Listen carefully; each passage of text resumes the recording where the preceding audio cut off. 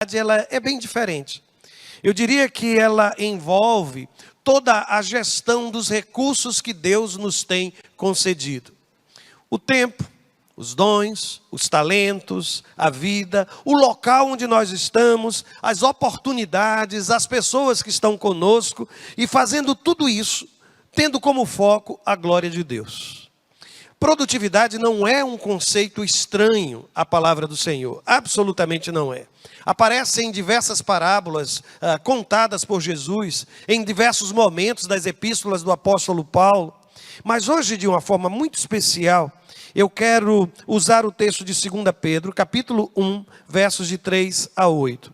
Eu quero que você guarde esse texto na sua memória, no seu coração, porque ele vai nos acompanhar ao longo de todo este ano. Este é o texto que vai nos inspirar. Esse foi o texto que na reunião do ministério da igreja, nós estabelecemos como o texto de nossa reflexão ao longo do ano. E você vai perceber que na nova versão transformadora, esse conceito de produtividade, ele aparece. O texto começa dizendo assim: Deus, com o seu poder divino, nos concede tudo de que necessitamos para uma vida de devoção. Pelo conhecimento completo daquele que nos chamou para si, por meio de sua glória e excelência. E por causa de sua glória e excelência, ele nos deu grandes e preciosas promessas. São elas que permitem a vocês participar da natureza divina e escapar da corrupção do mundo causada pelos desejos humanos. Diante de tudo isso, esforcem-se ao máximo para corresponder a estas promessas. Acrescentem à fé a excelência moral. A excelência moral, o conhecimento. Ao conhecimento, o domínio próprio. Ao domínio próprio, a perseverança. A perseverança, a devoção a Deus. A devoção a Deus, a fraternidade. E a fraternidade, o amor. Quanto mais crescerem nessas coisas, mais produtivas e úteis serão no conhecimento completo de nosso Senhor Jesus Cristo. Esse é o texto. E eu quero começar lhe dizendo que figueiras não produzem azeitonas. Eu sei que isso parece tão óbvio, pastor. Eu sei que figueiras não produzem azeitonas. Se eu quero colher azeitonas, eu preciso plantar oliveiras. Se eu quero colher figos, eu vou plantar figueiras. Isso parece razoável, não, irmãos? E às vezes eu fico me perguntando, por que então Tiago, no capítulo 3, versículo 12, na primeira parte, ele faz uma espécie de pergunta retórica. Ele diz assim: meus irmãos, pode também a figueira produzir azeitonas? Ou a videira produzir figos? É possível isso? A resposta é lógica, é clara. Não, claro que não pode.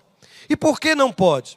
Porque existe uma relação de causa e efeito entre o produtor, aquele que produz, e o produto, e o resultado disso. Fica bem claro, irmãos. Se a natureza, se a espécie, se é uma figueira, ela vai produzir figos.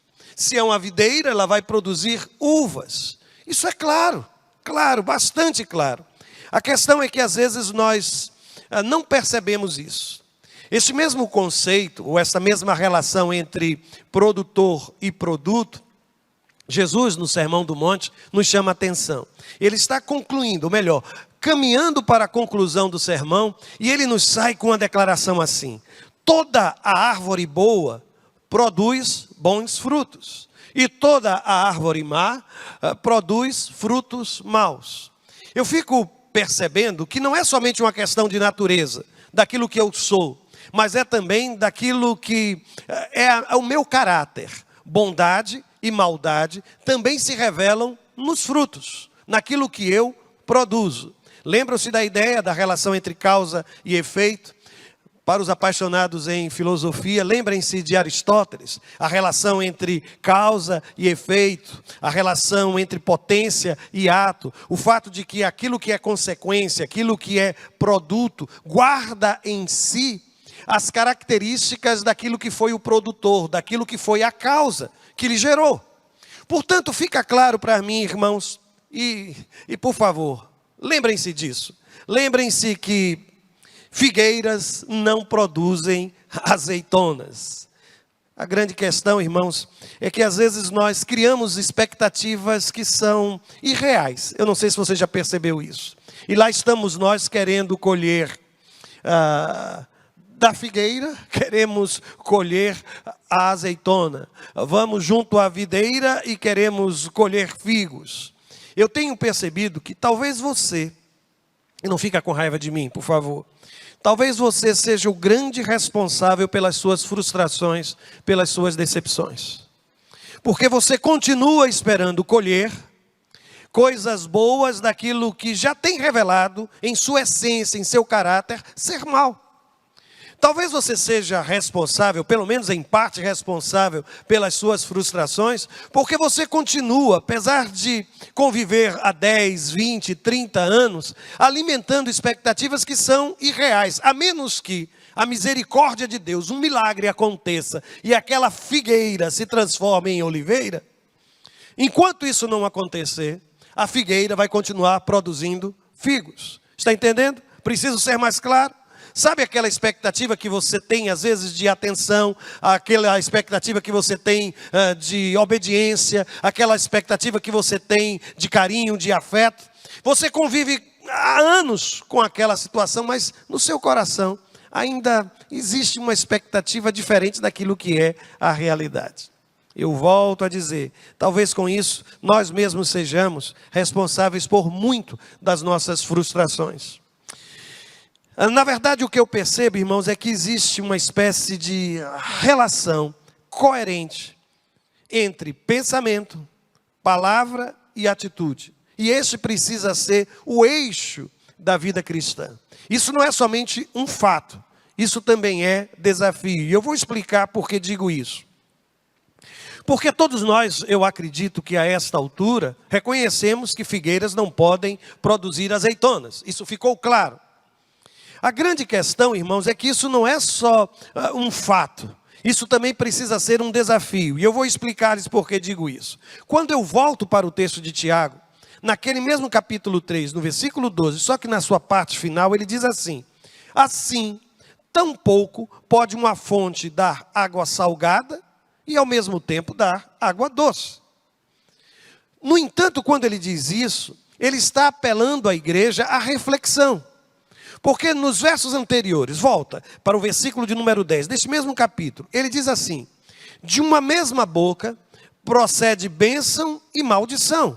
Meus irmãos, não convém que isto se faça assim. O que ele está dizendo? Que eu preciso ter consciência de que se a minha alma foi restaurada em Cristo Jesus, se eu experimentei um novo nascimento, se eu sou uma nova criatura, se eu sou fonte de água doce, eu não posso, ao mesmo tempo, ser fonte de água salgada. E quando é que isso acontece? Lá no texto de Tiago. É quando com os meus lábios, eu louvo a Deus, eu exalto o nome de Deus, eu bendigo o nome de Deus, mas com os meus próprios lábios eu amaldiçoo a pessoa que está ao meu lado. Então notem, isso não é somente uma questão de natureza, é também uma questão comportamental. Eu faço as minhas escolhas. Eu preciso entender que se sou uma nova criatura em Cristo Jesus, os meus pensamentos, as minhas atitudes, o meu comportamento deve ser determinado a partir dessa nova experiência com Deus. E aqui, meus irmãos, eu confesso, talvez seja exatamente aqui que nós tenhamos a nossa maior dificuldade. Sabem por quê? Porque nós não temos, algumas vezes nós revelamos uma enorme impaciência em lidar com a produtividade. É esse mesmo Tiago que vai falar que controlar a língua é algo extremamente difícil. E ele reconhece o poder que tem a língua como se fosse uma fagulha capaz de incendiar toda uma floresta. É como se fosse um leme de um grande navio capaz de nortear todo o seu rumo. E às vezes, irmãos, o que nos falta é essa persistência. É essa capacidade de produzir, pouco a pouco, sabe? De produzir o fruto do Espírito em nossas vidas. Permitir que Deus assim o faça. Eu não sei se você se recorda do triste fim da galinha dos ovos de ouro. A fábula ela é extremamente interessante. Lá estava um casal avarento que foi surpreendido por um duende que lhe deu àquele casal uma galinha que todos os dias, se eles esperassem, receberiam um ovo de ouro e poderiam juntá-los e tornarem-se ricos. A grande questão é que você se lembra da história. Às vezes a gente não tem paciência e a gente quer abrir a galinha dos ovos de ouro, imaginando que tenha ela já dentro de si todo o ouro que nós precisamos. E com isso o que fazemos? Destruímos toda a possibilidade, irmãos, de produção. Por quê? Porque queremos respostas imediatas, queremos a paz construída de uma hora para outra, a reconciliação como se fosse um toque mágico da divindade em nossas vidas. Relacionamento com Deus. Meus irmãos, não pode ser feito ou produzido em forno micro-ondas, sabe? É aquela coisa que a gente tem que, no dia anterior, preparar, deixar marinando. Alguém sabe o que é marinar aqui? Pronto. Os antigos faziam isso. Eles temperavam e deixavam de um dia para o outro para poder cozinhar. Quem hoje tem tempo, irmãos, para deixar de um dia para o outro? Até para descongelar, a gente coloca lá naquele, aperta a tecla, para que descongele o mais rápido possível. Quando não coloca debaixo da torneira, abre a torneira e destrói o sabor das coisas, irmãos. E a gente se acostuma a viver assim. A gente se acostuma a viver assim. É por isso que quando eu olho para a produtividade, eu queria voltar a fazer uma pergunta que eu lhe fiz no dia 31, e algumas pessoas vieram me procurar porque ficaram impactadas com aquela pergunta. Onde foi? O que foi? Quem era você no dia 31 de dezembro de 2022. Eu disse outubro porque dia 31 de outubro é um dia muito importante, viu, irmãos? É o quê? Comemorado, alguém sabe? O dia da Reforma Protestante, talvez tenha sido isso. Conseguiu uma saída, não foi, irmãos? Até de historiador, pareceu até uma coisa. Pois bem, eu insisto com isso. A gente precisa parar agora e fazer como no mundo empresarial um balanço. E aí eu quero lhe perguntar, você está no lucro ou no prejuízo? Quem você é? O que foi que você, de fato, produziu para Deus e para o reino ao longo de todo o ano que passou? Se eu pudesse colocar aqui diante de você, empilhar tudo que você conseguiu produzir como serva de Deus, como servo de Deus, ao longo deste ano, esse espaço aqui seria suficiente? É por esta razão, irmãos, que nós precisamos pensar e repensar sobre esta questão da produtividade. Eu disse que eu escolhi a versão chamada Nova Versão Transformadora. Mas existem outras possíveis traduções do texto sagrado. E eu vou lhes mostrar algo curioso. Por exemplo, na Nova Versão Transformadora, onde aparece a palavra produtiva, foi traduzido assim. É o último dos versos. Quanto mais crescerem nessas coisas, mais produtivos e úteis. Se eu for para a Corrigida Fiel, para a imprensa bíblica brasileira, vai aparecer assim. Não vos deixarão ociosos nem estéreis. Se eu for para a Nova Versão Internacional, vai aparecer, sejam inoperantes e improdutivos. Na Nova Versão Atualizada diz assim, farão com que vocês não sejam nem inativos, nem infrutíferos. Alguém aqui conseguiu perceber alguma coisa? Alguém conseguiu? Você percebeu que na Nova Versão Transformadora, a abordagem ela é positiva e não negativa? Lá se fala sobre produtividade, lá na versão transformadora se fala em utilidade, produtivos e úteis. Todas as outras, ao invés de usar na percepção positiva, trabalha com a percepção negativa.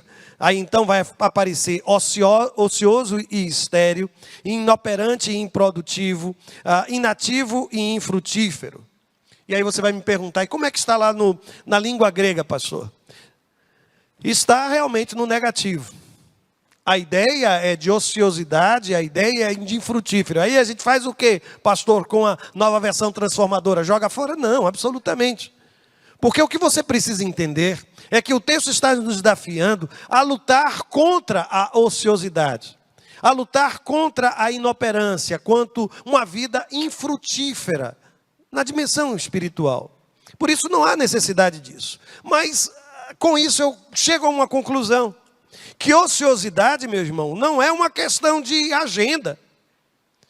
Não ser ansioso não significa você ocupar todos os horários da sua agenda fazendo alguma coisa. Tem muito mais, envolve muito mais do que isso. Lutar contra a ociosidade é descobrir um espaço onde eu posso ser útil. Lutar contra uma vida infrutífera, espiritualmente infrutífera, é descobrir onde Deus quer que eu esteja servindo. É usando de forma sábia todos os dons que Ele me concedeu. Lembram-se da parábola dos talentos? Tudo gira ali em torno do quê, irmão? Não é da produtividade? Quem recebeu tanto talento, multiplicou, dobrou. Tudo tem a ver com a produtividade. Sabe o que Deus está lhe dizendo e a mim também? Que Ele não me deu dons e talentos para que eles sejam enterrados, mas que eles possam produzir para a glória de Deus. Que eu possa usar cada coisa que tenho recebido do Senhor para a glória dEle. Mas o grande perigo, irmãos, da improdutividade é que ela é confortável.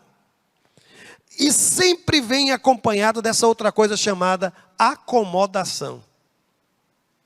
Todo infrutífero, do ponto de vista espiritual, todo ocioso, do ponto de vista espiritual, é alguém que se acomodou, se acostumou a uma vida e que, infelizmente, se você não atentar para as palavras que eu estou dizendo hoje, essa mesma vida vai se repetir neste ano de 2024. Você vai entrar o ano no automático e vai começar a repetir as mesmas coisas que fez no ano que passou. Querem ver só? Se você não é um aluno da escola bíblica dominical e não tomar uma decisão de forma diferente, você nunca vai participar daquele encontro. Se você continua aqui, assentado, acomodado, ouvindo os coros cantar, vendo as pessoas lhe recebendo a entrada, vendo a mobilização com as crianças, com o ministério infantil, você vai chegar em dezembro de 2024 na mesma situação. Não vai mudar absolutamente nada. Porque a grande questão é que improdutividade e acomodação caminham de mãos dadas. Qual é a palavra para improdutividade ou infrutífero? Que são as palavras escolhidas nas outras traduções, que na nova versão transformadora se transformou em produtividade. É a palavra akarpos. Karpos, fruto, e akarpos significa não fruto. É algo como se dissesse ausência de fruto, é o infrutífero. O uso dessa palavra, para mim, ela é muito interessante no Novo Testamento. Por exemplo, se você lê a palavra do semeador, lembra-se da parábola do semeador? Na parábola do semeador, a produtividade é característica da boa terra que recebeu a mesma semente que foi jogada ou que caiu na beira do caminho, que caiu entre as rochas, que caiu entre os espinhos, é a mesma semente. A diferença está na produtividade. Observe, no capítulo de número 4, versos 18 e 19 de Marcos, quando Jesus conta esta parábola, depois ele se reúne com os apóstolos para explicar o conteúdo da parábola. Aí ele explica da seguinte maneira: as que caíram entre os espinhos representam outros que ouvem a mensagem, mas logo ela é sufocada, notem, há uma ação externa, pelas preocupações desta vida. Primeira coisa, o indivíduo infrutífero, espiritualmente infrutífero, é uma criatura extremamente preocupada com tudo. Segundo, pela sedução da riqueza. Além de ser aquela pessoa extremamente ansiosa, preocupada com tudo, que não encontra tempo para fazer nada, além dessa ansiedade, ela também está movida pelo trabalho. A grande preocupação da vida dessa criatura é a sedução da riqueza. Não que a riqueza seja um mal em si. O dinheiro não é apresentado assim. O amor ao dinheiro, sim, é o que a Bíblia Sagrada chama de raiz de todos os males. Aí o texto prossegue. E pelo desejo por outras coisas, e aí diz o texto, não produzindo fruto. Aí eu lhe pergunto, qual é a palavra que foi traduzida aqui por não produzindo fruto? A mesma palavra, akarpos. O que é que o texto está dizendo? É que se na minha relação com Deus eu permito que as preocupações deste mundo, que o trabalho controle a minha agenda, a minha vida, que roube toda a minha energia, roube toda a minha saúde. Aí o texto diz, eu vou ficar infrutífero. Agora anotem, no mesmo capítulo 4, Jesus continua explicando, só que no versículo 20, ele vai falar da semente que caiu em solo fértil. Aí ele diz, e as que caíram em solo fértil, representam os que ouvem e aceitam a mensagem. E aí o texto diz, e produzem uma colheita 30, 60 ou até 100 vezes maior que a quantidade semeada. Notem que a ênfase aqui não está na quantidade que foi produzida. Ninguém que produziu somente 30 foi questionado ou comparado àquele que produziu 60 ou aquele que produziu 100 vezes mais. A questão não é essa. Porque tudo parte de um princípio daquilo que eu recebi. Eu estou administrando os dons, os talentos, as oportunidades, o tempo que deu a mim e não na vida do outro. Então para de administrar os talentos que Deus tem derramado sobre a vida do outro. Preocupe-se com os seus talentos, com os seus dons, com o seu tempo. Aí o que é que o texto diz? Que a ênfase não é a quantidade, mas é o que, irmãos? A produtividade. Dia desses eu estava falando com um grande amigo, e falávamos sobre uma mangueira, da qual ele colheu algumas safras muito generosas. E aí eu fiz um comentário, eu disse, eu também estou aguardando uma safra boa, estou aguardando. Aí ele virou para mim e disse, mas não é só aguardar não, tem que fazer alguma coisa lá, tem que adubar, porque senão a mangueira não vai dar tantas mangas, não foi isso? Foi algo mais ou menos assim que eu escutei. Às vezes, irmãos, a gente fica pensando que é só deixar que as coisas aconteçam. Não haverá produção. Permita ser adubado. Aí, pastor, como é que a gente aduba? Eu vou lhe mostrar. Tem um texto em que Paulo diz assim, que todas as experiências dele, antes de conhecer Jesus, serviram, eu vou usar a palavra, uma possível tradução da palavra que ele usa lá, como esterco, como adubo para a sua nova vida com Deus. É quando alguém transforma todo o seu passado em adubo, para prosperar o reino, para ser bênção no reino. Eu vou adiante, há um outro momento, e esse momento é muito delicado, e o tempo aqui não me permite analisar em toda a sua extensão, essa questão que doutrinariamente, ela se apresenta sempre como uma dificuldade. Eu já falei sobre isso ao longo desses quase 25 anos de pastorado nesta igreja. Eu já falei sobre isso em outros momentos, mas eu vou citar, porque é o uso da palavra que ali aparece. Uma abordagem, irmãos, meramente mística da fé, ela não é produtiva, ela não traz crescimento. Eu vou repetir. Uma abordagem meramente mística, espiritual da fé, sabe? Não é produtiva. Ela precisa mexer com o homem inteiro, com o meu pensamento, com a minha mente, com tudo. Eu vou citar como exemplo, e aqui eu volto a dizer, é somente como exemplo. O texto diz assim, Paulo está escrevendo à comunidade de Corinto, tratando da glossolalia, está tratando das línguas estranhas, em 1 Coríntios, capítulo 14, versos 14 e 15. E ele diz, olha, se eu oro em língua, meu espírito ora. É como se ele dissesse, olha, interiormente isso está me abençoando. Só que ele continua, mas a minha mente fica infrutífera porque eu não consigo entender aquilo que eu mesmo estou dizendo. E aí ele segue, e a orientação é paulina, está escrito. Então o que é que eu vou fazer? Ele diz, não, eu vou orar com o espírito, com fervor. Eu vou orar com intensidade. Eu vou viver intensamente na presença do meu Deus. Mas eu também vou orar com o entendimento. Para que eu compreenda tudo o que eu estou vivendo na presença de Deus. E aí ele vai para um exemplo. Ele diz assim, que até na hora de cantar, a gente precisa ter essa noção. Ele diz, eu preciso cantar com o Espírito. Você já foi em lugares onde há momentos aqui em nossa celebração, irmãos, que eu diria que nós estamos cantando, parece que a igreja está assim, uns 2, 3 palmos acima do chão. A gente percebe, sabe, a espiritualidade traduzida na canção. Só que o texto vai adiante e diz assim, mas eu também cantarei com o entendimento. Significa que eu preciso pensar naquilo que eu estou cantando. Eu preciso refletir. A mensagem do que eu estou cantando precisa ser bíblica, precisa ser doutrinariamente correta. Por quê, irmãos? Porque esse estado de êxtase, às vezes ele pode vir desacompanhado do entendimento, da compreensão. E o que acontece é que quando nós vivemos experiências assim, sem o entendimento, sem a compreensão, é aquela coisa intensa, mas ao mesmo tempo fugaz, passageira. A gente sai, eu chego, estou, sabe? Mas aquilo não é preservado, não se mantém, porque só foi uma parte de mim que viveu aquela experiência.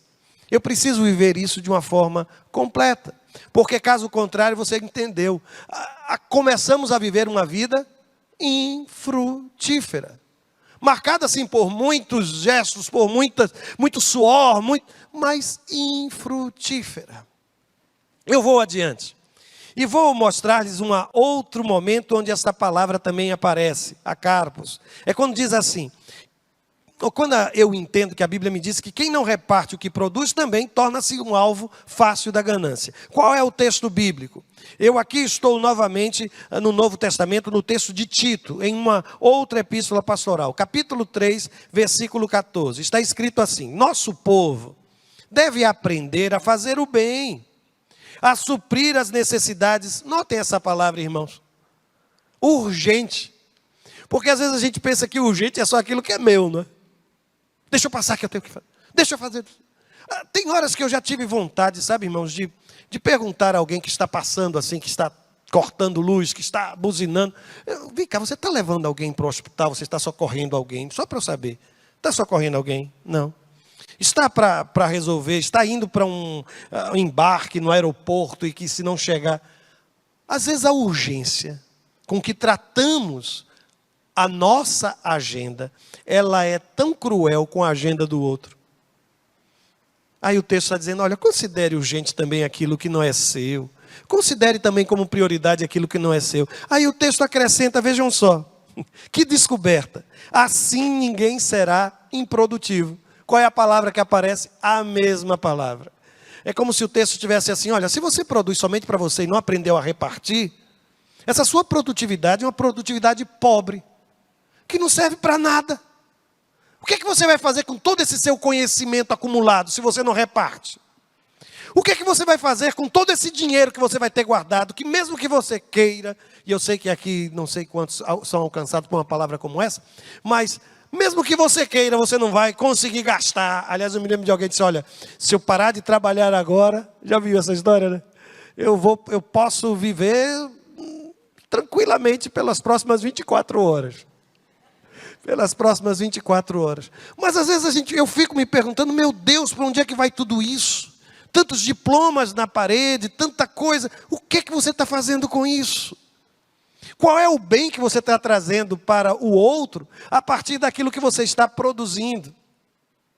Eu não sei, eu conheço muita gente que faz poesias para que ninguém leia. Eu conheço gente que compõe canções que ninguém nunca escutou. Eu conheço gente que já preparou estudos bíblicos, mas sabe, ponto por ponto, mas que nunca colocou isso à disposição de alguém. Eu conheço gente que às vezes entra na igreja e fica imaginando, meu Deus, olha para aquilo ali, que ele podia ser assim, podia fazer aquilo. Gente, se Deus lhe deu a capacidade de enxergar, por que você acha que Deus fez você enxergar?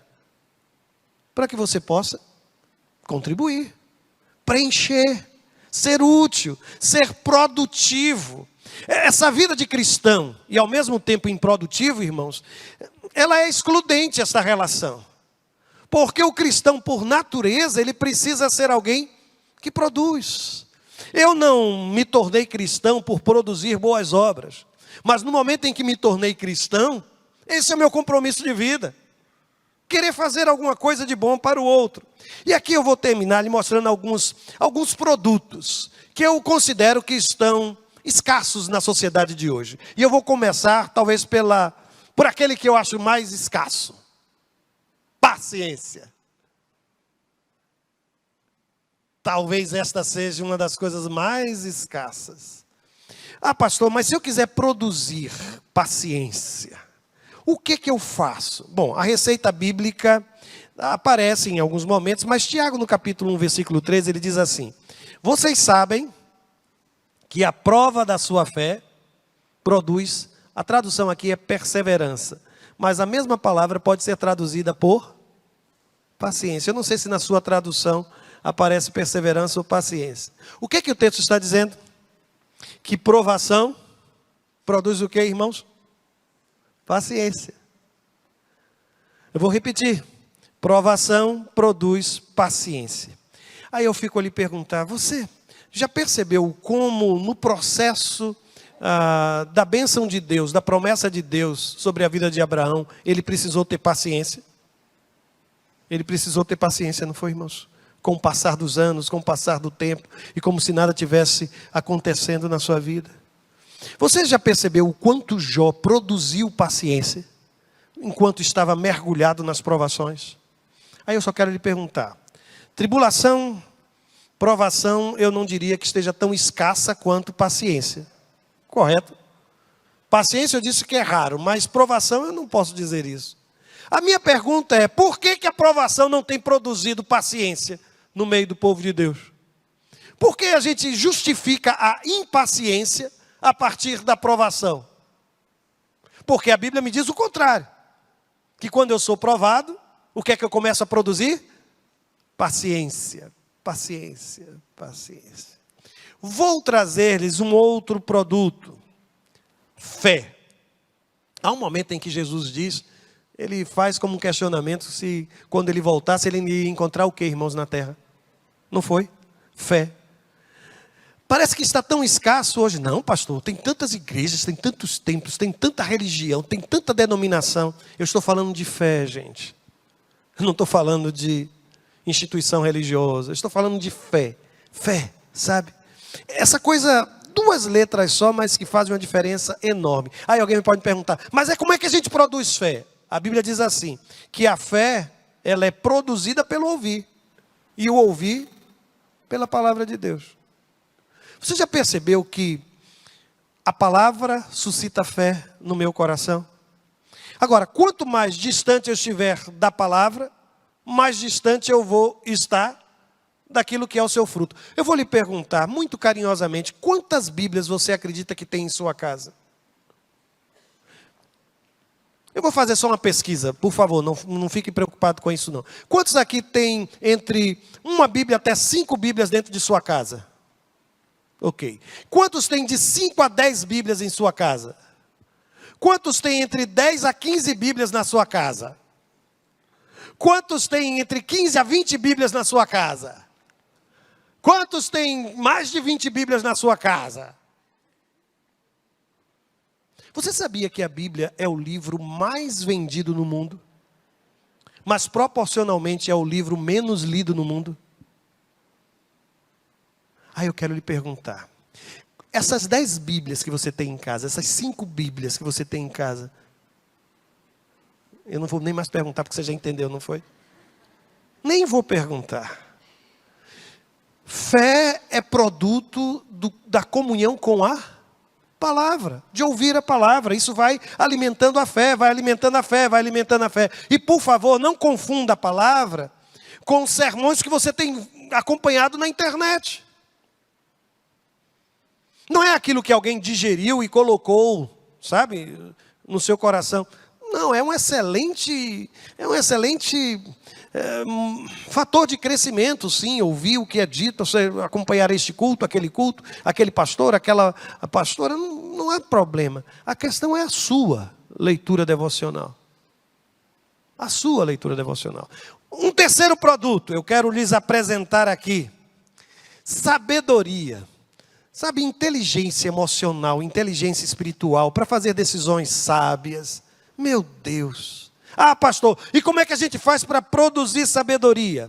A Bíblia diz assim, Tiago 1,5. Se algum de vós tem falta de sabedoria, peça a Deus que a todos dá liberalmente. Conhece alguém que, a partir de um momento de súplica, de oração, tornou-se sábio?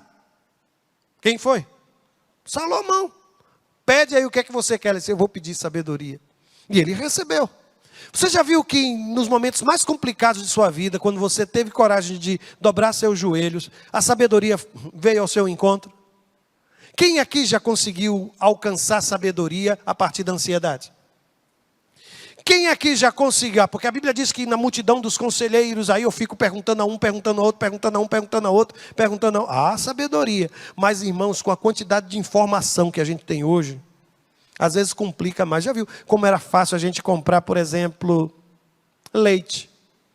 Só tinha aqui o leite assim, era instantâneo e integral.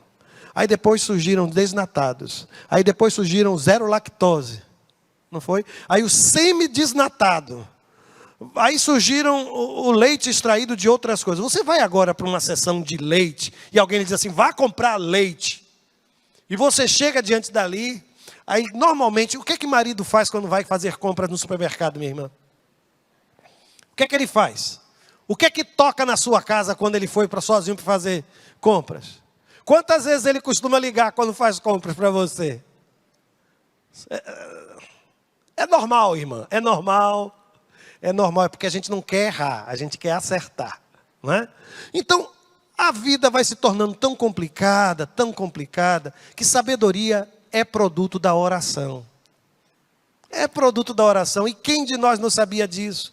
A grande pergunta, irmãos, é: por que a gente não tem, em meio a essas questões, por que a gente não está se tornando nós não estamos nos tornando pessoas mais sábias? Por que as pessoas estão, desculpa a expressão que vou usar, estão cada vez mais, a nossa sociedade parece está se idiotizando. A gente vê alguns comportamentos que a gente, meu Deus, como é que alguém é capaz de fazer isso? Uma criatura dizendo que agora é cachorro, um outro dizendo que é cavalo. Eu fico olhando assim, meu Deus, o que é isso? Que loucura é essa?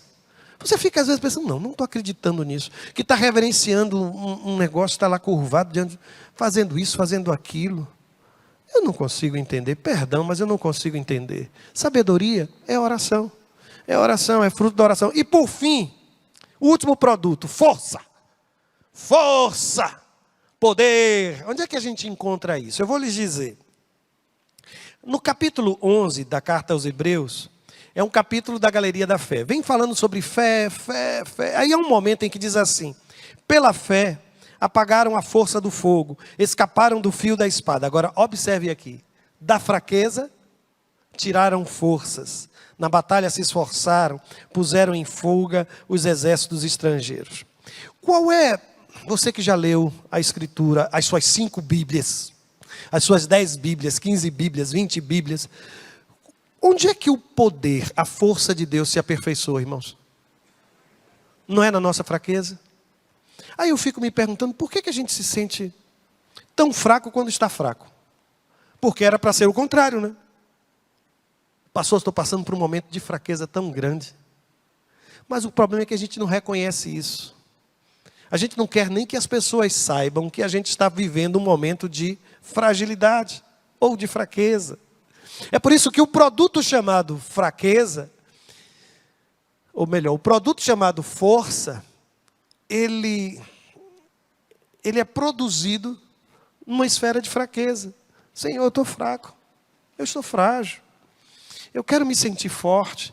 Ninguém se sente forte fazendo cara de forte.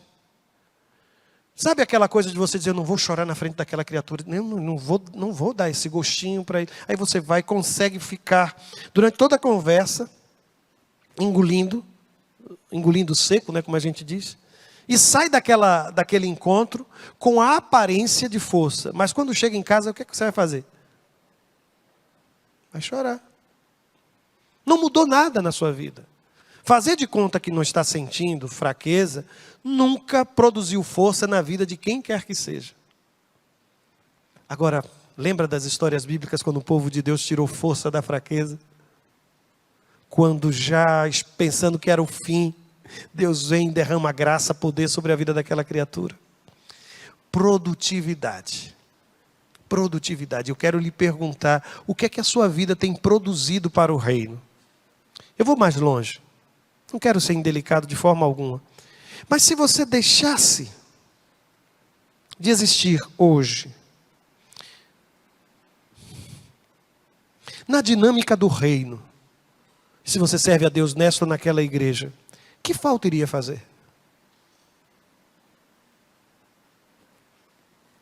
Se fechássemos as portas desta igreja, qual era a falta que iríamos fazer à cidade?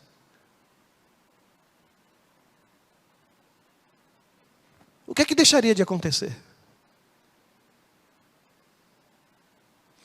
Esse é o tipo de conclusão que eu não posso fazer.